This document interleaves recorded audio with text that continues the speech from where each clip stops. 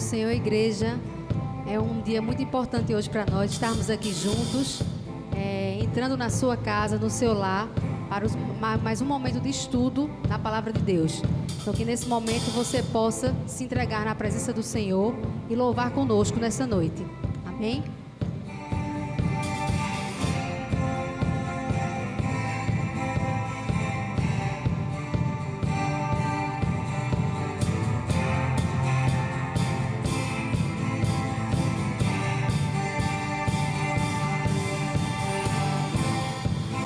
Vai me separar, mesmo se eu me abalar, teu amor não falha.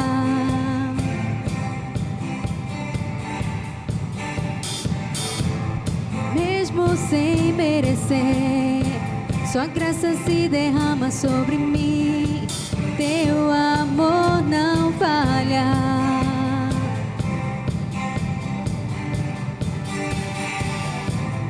Tu és o mesmo para sempre, teu amor não muda. Se o choro dura uma noite, a alegria vem pela manhã. Se o mar se enfurecer, eu não tenho que temer, porque eu sei que me amas. Teu amor não falha.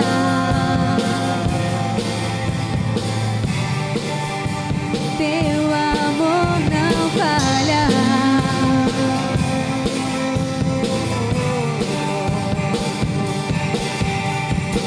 Se o vento é forte e profundo o mar, tua presença vem me amparar, mas teu amor não falha.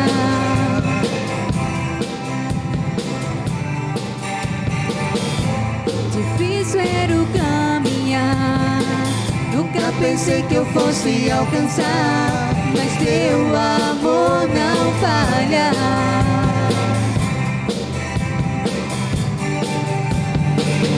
Pois tu és o mesmo para sempre, e teu amor não muda. Se o choro dura uma noite, a alegria vem pela manhã. Se o mar se enfurecer, eu não tenho que temer, porque eu sei que me amas. Teu amor não falha.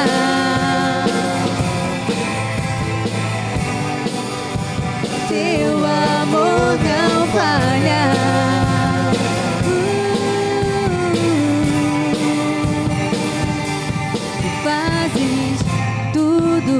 Coopere para o meu bem.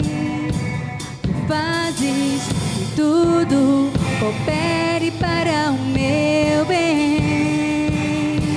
Tu fazes que tudo coopere para o meu bem. Tu fazes que tudo coopere para o meu bem. Tu és o mesmo para sempre, e teu amor não muda. Se o choro dura uma noite, a alegria vem pela manhã.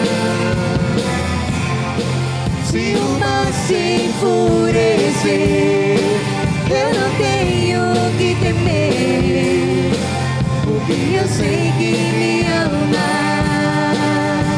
Teu amor não falha.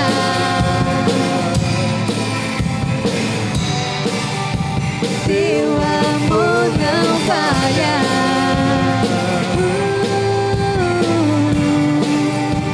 Teu amor não falha. Obrigada, Jesus. Amém. Aleluias. Queremos o teu nome engrandecer, Senhor, em todo o tempo. Que o Senhor seja engrandecido na tua vida, meu irmão, nessa hora. Aí na sua casa, aí no seu trabalho, aonde você estiver. Engrandeça o nome do Senhor. Queremos o teu nome engrandecer e agradecer-te por tua obra em nossas vidas. Confiamos em teu infinito amor, pois só tu és o Deus eterno sobre toda a terra e céu.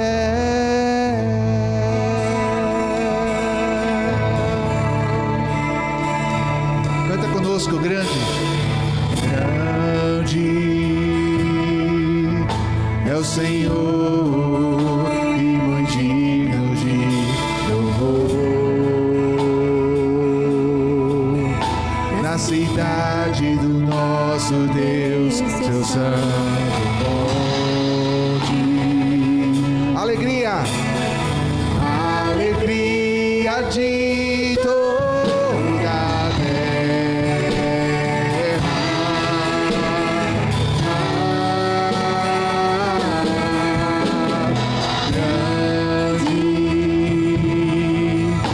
É o Senhor em quem nós temos a vitória,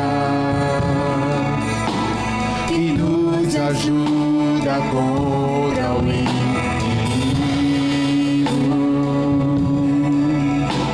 Por isso diante dele nos prostramos.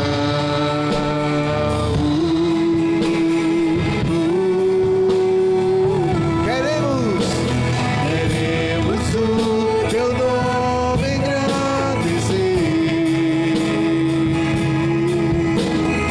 e agradecer-te por tua obra em nossas vidas. Confiamos em teu infinito amor,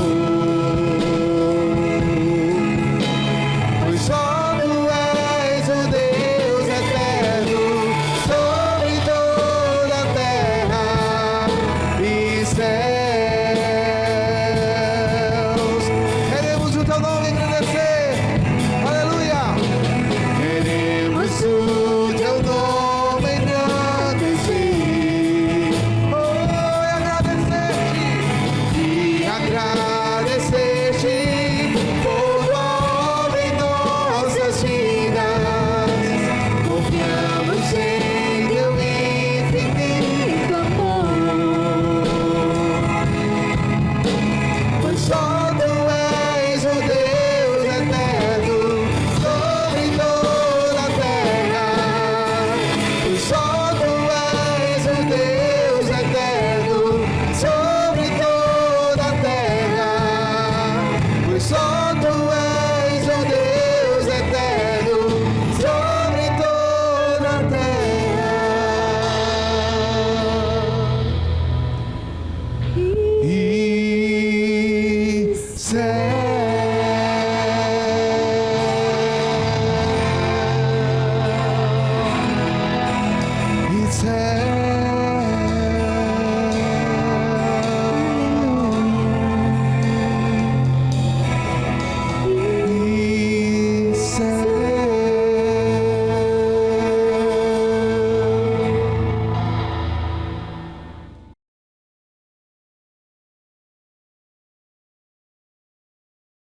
E Graças a Deus, meus irmãos, boa noite. Mais uma vez aqui no Atos 8, um prazer para nós estarmos nesse momento compartilhando com os irmãos a leitura da palavra, o estudo da palavra, e queria desde já convocá-los a compartilhar o link do Atos 8. Também gostaria que você pudesse estar se envolvendo a cada dia nas atividades da igreja, atividades essas que têm contribuído para o crescimento da igreja, para o seu crescimento intelectual, para o seu crescimento teológico também, para o crescimento de todos aqueles que fazem parte dessa comunidade. Então eu já queria te pedir para que você desse um like e também compartilhasse com os seus amigos essa oportunidade de estar aprendendo a palavra. Nós estaremos orando e em seguida nós estaremos trabalhando um pouco capítulo 42 de Gênesis, acompanhando assim todo o estudo. E você que por algum motivo não tem acompanhado o Atos 8, então você pausa o vídeo, volta, vai acompanhar toda a história para que você se situe nesse momento onde nós estamos, o que acontece nesse momento aí em Gênesis 42, 41, para que você saia daqui desse momento mais rico de conhecimento da palavra de Deus. Então vamos orar, vamos agradecer ao Pai por essa oportunidade. Oremos. Senhor Deus, nosso Pai, louvado e exaltado seja teu nome. Nós queremos, ó Pai, te agradecer por este momento que nós temos aqui livres de compartilhar a tua palavra para todos aqueles que podem acessar, Senhor Deus, esse meio de comunicação. Nós queremos te agradecer pela palavra que é viva e que transforma e tem nos transformado. Queremos te agradecer também pela oportunidade que nós temos de aprender, Senhor Deus, um com os outros. E esse é mais um canal onde a gente pode compartilhar a tua palavra. Esse é um canal onde a gente pode promover, Senhor Deus, assim, o Evangelho de Cristo. Nós queremos te agradecer por isso, ó Pai. E também queremos te pedir para que aqueles que estarão, Senhor Deus, sendo abençoados por esse vídeo, possam compartilhar, possam levar essa tua palavra às pessoas que não te conhecem. E que nós possamos, ó Pai, sair daqui edificados para a honra e glória do teu nome. Que a palavra, ó Deus, mais uma vez faça presente em nosso meio e nos restaure de dentro para fora. Assim é o que nós te oramos em nome de Jesus. Amém. Bom, gente, continuando o capítulo 42 é um capítulo que inicia em 3 fases. Vou começar a primeira, existe a segunda fase e a terceira fase, que é o desfecho. Mas é um capítulo que inicia a reconciliação de uma família que estava destruída. A gente veio acompanhando o processo, a venda do José no Egito, e a família estava destruída nesse sentido, precisava de perdão, precisava de reconciliação. Então é o início dessa reconciliação. O interessante, de uma forma geral, é que nós, como seres humanos infinitos em nosso conhecimento, não entendemos o que se passa a um segundo à frente do nosso tempo. E Deus já havia preparado assim o José para algo que iria acontecer alguns anos à frente. E estava preparando todo aquele cenário para que o povo dele pudesse ser livre, pudesse ser salvo daquela grande fome que ainda iria acontecer.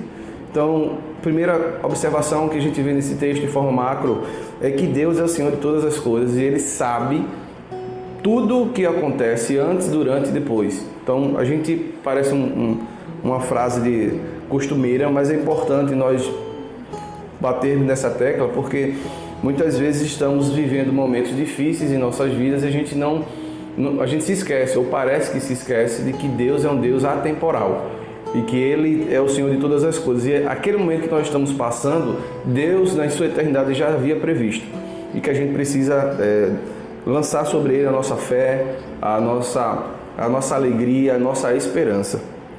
Não é diferente assim com a história de José e todo o povo de Deus. Então a gente não vai estar lendo todo o capítulo, então eu sugiro que você possa dar uma pausa nesse momento, leia todo o 42 e aí a gente vai falar alguns pontos importantes, pelo menos um ponto de vista importantes para a gente entender o porquê das coisas. No capítulo 42, no versículo 1, é algo interessante que logo de cara a gente percebe. Diz assim: por que vocês estão olhando uns para os outros? Essa foi uma pergunta de Jacó para os seus irmãos. Quando a gente lê esse primeiro versículo, o que se parece? Parece que há um grupo de homens que não tem atitude, não tem liderança, um grupo de homens que não tem condições de gerir nenhuma família. Então é visível que Jacó já tinha percebido que a fome se instaurava, mas dentro dos filhos dele nenhum pôde se sobressair na liderança de tomar decisão. Aqui a primeira lição que a gente vê nesse texto é que a família de Jacó naquele momento estava precisando de um líder. Jacó teve que chamar a atenção dos seus filhos e perguntar: por que vocês estão aí olhando uns para os outros? Ou seja, por que vocês não tomam a decisão? Por que vocês estão esperando que eu tome a decisão? Então a gente percebe, já fazendo uma releitura dos fatos anteriores aí com José, que José, diferentemente dos seus irmãos, ele tinha uma postura de atitude, ele tinha um perfil de liderança muito mais aflorado do que os irmãos dele. Isso é nítido nesse primeiro texto que a gente acabou de ler. E interessante aqui que a gente percebe que Jacó, logo em seguida, ele pede para eles irem ao Egito, mas ele deixa o filho dele, o Benjamim. Ele não permite que Benjamim fosse com os seus irmãos. Aí eu queria que você pensasse comigo, qual o motivo de Jacó não enviar o seu filho Benjamim?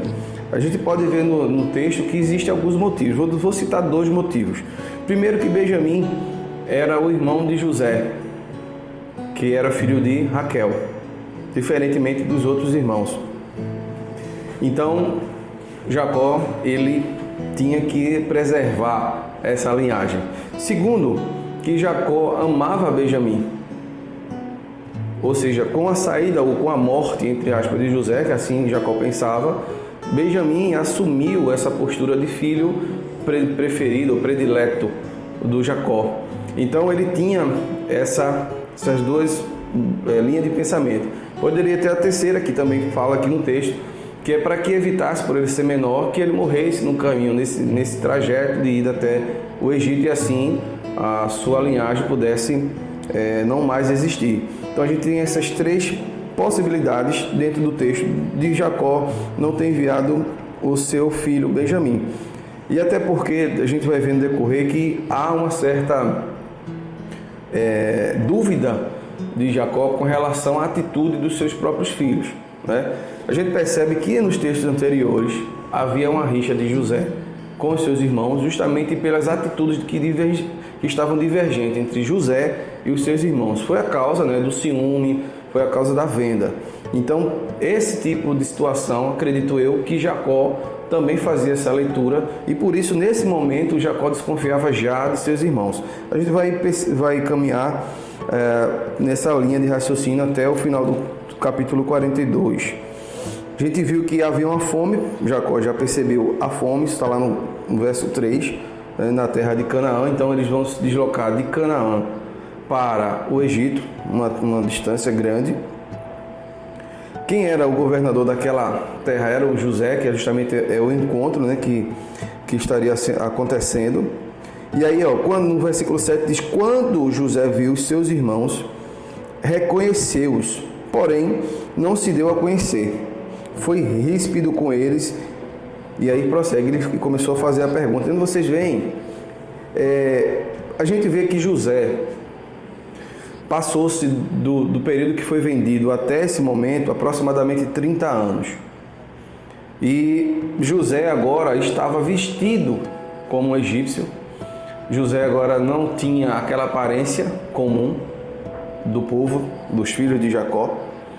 José rapou a barba, não era um costume de rapar a barba. Então José ele estava totalmente diferente, provavelmente com todos aqueles apetrechos, né, que o povo egípcio usava, e por ele ser um governador, tinha toda uma roupa, tinha toda uma postura. Porém, José, ele reconheceu os seus irmãos. Passaram-se tanto tempo, mas ele conseguiu reconhecer, o que denota que os irmãos, na sua venda, eram um pouco mais velhos, então a sua afeição mudara muito pouco. Então é importante a gente perceber essa distinção aí dos reconhecimentos. Então a gente percebe que José, no seu coração, tinha esse desejo de reconhecer os seus irmãos, ou de ir ao encontro aos seus irmãos, e logo de cara a palavra já diz que ele reconheceu os seus irmãos, ou seja, ele tinha um anseio de rever, de estar junto, de caminhar com a sua família. E porque ele foi ríspido, e aí já começa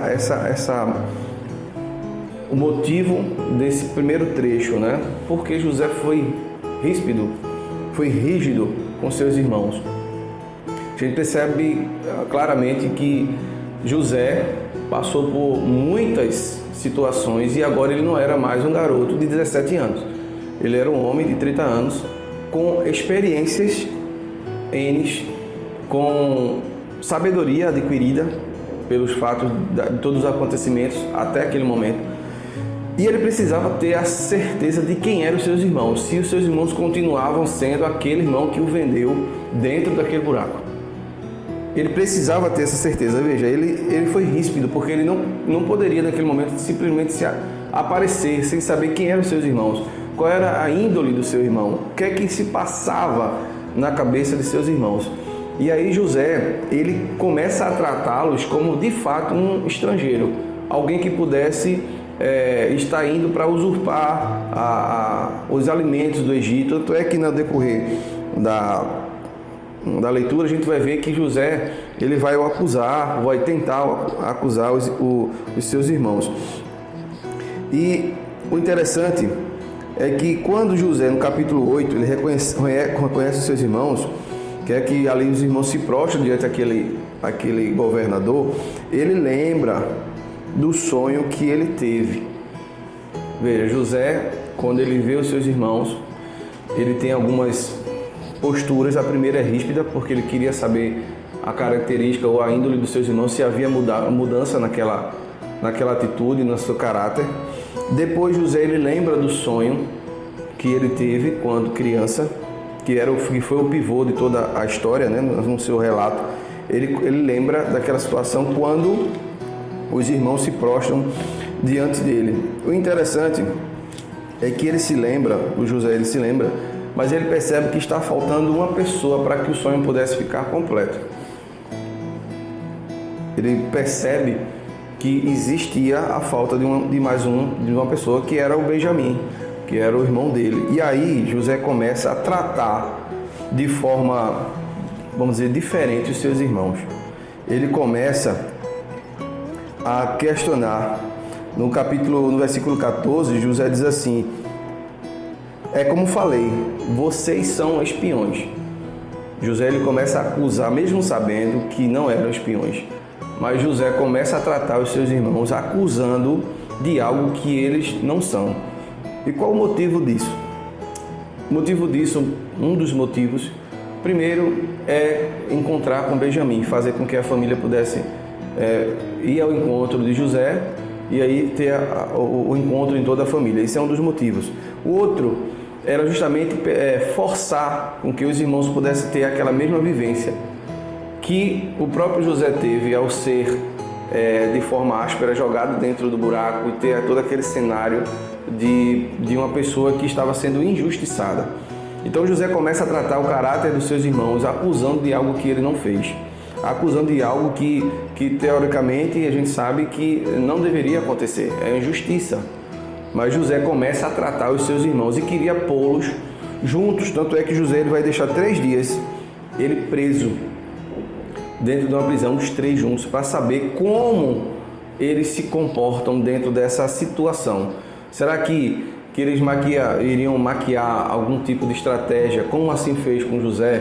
Será que eles vão se unir cada vez mais ali dentro? O que é que ocorre? E a gente percebe no texto, mais adiante, que deixa Simeão, e eles vão buscar o seu outro irmão, conforme o José havia dito, havia ordenado.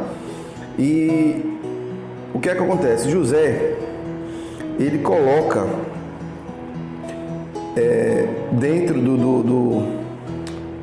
dos seus sacos, né, uns valores, uns valores de dinheiro, não dinheiro propriamente dito, mas moedas, né, devolvendo aquilo que eles tinham trazido. Mas antes da gente entrar nessa questão da moeda, para eu não esquecer, após o 3º dia, José, os irmãos são trazidos de volta à presença de José, e eles começam a ter uma reflexão sobre o que eles fizeram com José no passado. A gente percebe isso no versículo 21. Então disseram entre si: na verdade, estamos sendo castigados por causa do nosso irmão, pois vimos a angústia de sua alma quando nos pedia, e não lhe demos ouvidos. Por isso, nos sobrevém agora esta ansiedade. Aí Rúben vai responder: Não é verdade que eu disse, não pequem contra o jovem. Vocês não quiseram me ouvir, pois agora estão vendo que o sangue dele está sendo requerido de nós. Veja, eles falavam aqui na língua hebraica. E José, ele estava conversando com seus irmãos em outra linguagem. Existia um intérprete ali naquele momento. E o que os irmãos estavam falando, na cabeça dos irmãos, José não estava escutando. Na verdade, José ouvia claramente e entendia, mas para eles não. O que acontece aqui? O que é que José vê dentro desse cenário? Que a restauração familiar começa a acontecer. José começa a perceber que os irmãos estão se arrependendo, ou se arrependeram, não estão se arrependendo, mas se arrependeram daquele ato que aconteceu outrora. Eles começam a pensar sobre aquele assunto, sobre aquele ato deles, e começam a dizer, olha, foi por causa daquilo que hoje nós estamos sofrendo. E eles começam a se arrepender dos seus atos. Era isso que o José estava promovendo logo quando viu os irmãos e foi ríspido com ele. Por isso que eu pedi a vocês que prestassem atenção no enredo, para que a gente pudesse entender alguns elementos importantes na condução dessa história, no restaurar dessa família. Em seguida, José percebe que Rubens, diferentemente dos outros, intercedeu por ele. Rubem, ele não sabia, José não sabia que Rubem havia intercedido. E aí, quando Rubem, conversando com os irmãos naquele momento, fala da sua intenção, você vê que provoca em José um sentimento. No 24, nos mostra o seguinte: e retirando-se deles, José chorou. Isso, o que é que leva a gente a perceber? Que José, naquele momento, percebeu que ele era amado, pelo menos por um dos seus irmãos, desde daquele dia em que ele foi jogado naquele poço. Se a gente parar para pensar, meus irmãos, aquela cena, é muito difícil a gente ser excluído da nossa família. Só quem já viveu essa experiência pode falar muito melhor do que eu. A gente fala de forma teórica, mas aquele que sofreu uma rejeição por parte de suas famílias deve se levar consigo um trauma enorme, gigantesco. Psicólogos talvez possam falar muito mais, com mais profundidade, o que é que traz uma rejeição. A gente percebe que José foi rejeitado por todos os seus irmãos. Aparentemente ele entendia isso. E agora ele vê que Rubem intercedia por ele, e por ser minoria ele não conseguiu ter êxito. José, ele chora. Ele chora porque ele via que ele era amado, mesmo que seja por uma pessoa dos seus irmãos. Então ele começa a mostrar, a trazer um sentimento novamente de família, bem aguçado dentro do seu coração, apesar de ele já esperar isso, apesar de José não ter um coração de rancor, mas ele precisava ouvir de alguém que o amava também, mesmo que em atitudes, que foi o caso de Rubem nesse momento. Passando em seguida, que aí os irmãos vão e regressam para o Egito, de acordo com a ordem de José, eles percebem que eles estavam carregando dentro do cereal dele valores. E eles ficaram com medo. Na verdade, um dos irmãos encontrou o dinheiro, estava em todas as bolsas, mas a narrativa diz que um deles, antes de sair, foi alimentar o seu animal e viu o saco de moeda de prata ali dentro daquele cereal e ficou com medo. Alimentou o animal, mas ficou com medo. Os outros só foram ver isso lá de frente com o Jacó. A gente percebe isso no texto. E ele diz aqui que o coração dos irmãos se encheram de medo. Porque imagine que na cabeça dos irmãos eles já estavam sendo acusados de algo que ele não tinha cometido.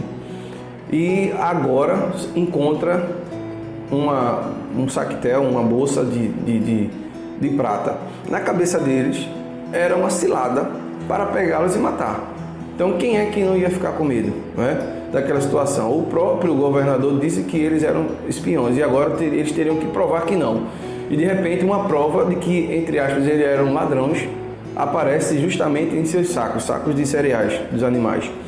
Então aquilo ali traz para um sentimento de medo muito grande para aqueles irmãos, os 10 irmãos, ou os 9, né, que um ficou preso, naquele trajeto. O interessante é que eles vão ao encontro de Jacó e começam a relatar tudo o que aconteceu. O que é que ele chama do homem, né? O que é que o Senhor da terra falou, o que é que o governador falou a respeito de tudo isso, chamando de espia, de que iria sacar a terra, e eles estavam ali apenas para descobrir as falhas da cidade para depois invadir. Então ele começa a relatar isso para Jacó. E no capítulo 35 diz o seguinte: aconteceu que quando foram despejar o cereal que havia nos sacos, cada um tinha a sua trouxinha de dinheiro no saco de cereal. Bom, vamos pensar o seguinte: estava todo mundo falando os irmãos falando para Jacó, acredito eu, de uma forma muito enérgica, né? No sentido de você estar vindo de uma situação difícil de morte, você vai contar para o seu pai, você não simplesmente diz assim: pai, senta aqui, eu quero conversar com você. Não, você aborda o seu pai e você começa a despejar tudo o que ocorreu. Imagino eu que todos os 9 estavam ali de uma forma ou outra interagindo com Jacó naquele momento. E aí eles começam a tirar os cereais. E aí ele encontra dinheiro. Perceba agora, os irmãos lá atrás saíram para trabalhar lá nos capítulos anteriores, para pastorear, e José foi ao encontro deles. Os irmãos voltaram sem José. Agora os irmãos vão para o Egito, volta sem Simeão, e agora ainda volta com dinheiro. O que é que passa na cabeça de Jacó? Que os irmãos, aqueles 9 irmãos, estão com alguma coisa errada. Tanto é que no versículo seguinte, no 36, Jacó diz assim: vocês vão me deixar sem filhos, porque José se foi, Simão se foi, agora querem levar Benjamim. Perceba que Jacó, ele lança a responsabilidade nesses 9 irmãos. Ou seja, Jacó não tinha certeza daquilo que os irmãos contaram a ele quando José desapareceu. Por isso que nesse versículo agora aparece essa afirmativa de Jacó dizendo: vocês já levaram José, levaram Simeão, e agora vocês vão buscar, estão querendo Benjamim, porque foi a exigência de José trazer o seu filho para confirmar a narrativa de que eles não eram espia, que eles não eram alguém querendo invadir o Egito. Então a gente percebe nesse momento aqui que Jacó não tinha confiança em seus filhos. Claramente a gente percebe isso. E no versículo 38, que é o último versículo, diz assim: mas Jacó respondeu: o meu filho não irá com vocês. O irmão dele está morto e ele é o único que ficou. Se lhe acontece algum desastre no caminho, vocês farão descer os meus cabelos brancos com tristeza à sepultura. Que é aquilo que a gente havia falado no início dessa narrativa, que José era filho de Raquel, assim também como Benjamim, filho de Raquel. Como eu falei no início, aqui são três cenas que acontecem no capítulo 42, 43 e 44. Como eu fiquei com o capítulo 42, a gente vai dar uma reticência. Eu não vou fechar essa narrativa. Vai vir um próximo que vai continuar essa narrativa para que os irmãos possam entender toda a história de restauração. Mas é importante nesse capítulo 42 a gente já perceber que Deus, ele tem planos traçados desde sua eternidade. Não há nada que fuja do controle de Deus. Mesmo nós passando assim por um momento difícil de nossa vida, seja qual momento for, de morte, de separação, seja lá o que for, de doença, Deus, ele já contemplou tudo isso em sua eternidade. Deus é atemporal, não existe tempo para o nosso Deus. E aqui nessa narrativa, Deus usa a fome do mundo, a fome que acontecia naquele momento, naquele local, para restaurar aquela família e para restaurar o seu povo, para salvar o seu povo. Então, se a gente perceber e sair um pouco da data precisa do dia e vir olhando a história de cima, a gente consegue perceber que Deus ele já havia articulado todo aquele plano para que o povo de Israel ali na figura de Jacó pudesse ser restaurado, aquela família pudesse ser restaurada novamente. Então é importante, meus irmãos, a gente perceber que a família, desse capítulo 42 para trás, no momento que vem de José, começa a ser destruída. A partir do 42, Deus começa uma reconciliação, uma reconstrução daquela família nesses termos. Nesse momento de fome e nesse momento de abundância, Deus começa a trabalhar essa família de forma a fazer com que essa família volte a ser de fato uma família verdadeira, unida, e haja reconciliação, haja perdão, que o perdão viesse a ser liberado. E aí começa essa história bonita, linda, que Deus traçou na vida de José e da sua família, e a gente vê o efeito dela até o dia de hoje. Então eu queria fechar dizendo a você, meus queridos irmãos, que Deus, Ele é o Senhor da nossa história. O que nos cabe é estarmos andando em sua unidade, de forma unida com o Espírito Santo, que é Ele que vai nos guiar, Ele que vai nos falar, Ele que vai dizer qual o caminho. A diferença é que muitas vezes nós deixamos de escutar o Espírito Santo e passamos a escutar os nossos anseios, as nossas necessidades, as nossas vontades. Mas Deus, Ele é Senhor de tudo e Ele quer nos mostrar através da própria história, daquilo que nos rodeia, que Ele tem um plano muito maior para a nossa vida. Assim foi com José, assim provavelmente será com você, independente daquilo que você está passando. Eu queria agradecer a Deus mais uma vez por essa oportunidade e encarecidamente pedir aos irmãos que compartilhem o vídeo. Faça com que a palavra de Deus chegue a pessoas que têm dificuldade do entendimento, que têm dificuldade de ler a palavra, que têm dificuldade de estar acessando a Bíblia. Então faça com que esse evangelho puro chegue a outras pessoas. Seja você um missionário virtual, mas é um missionário. Então que Deus te abençoe nessa noite e que Ele faça prosperar você e sua família. Por isso diante de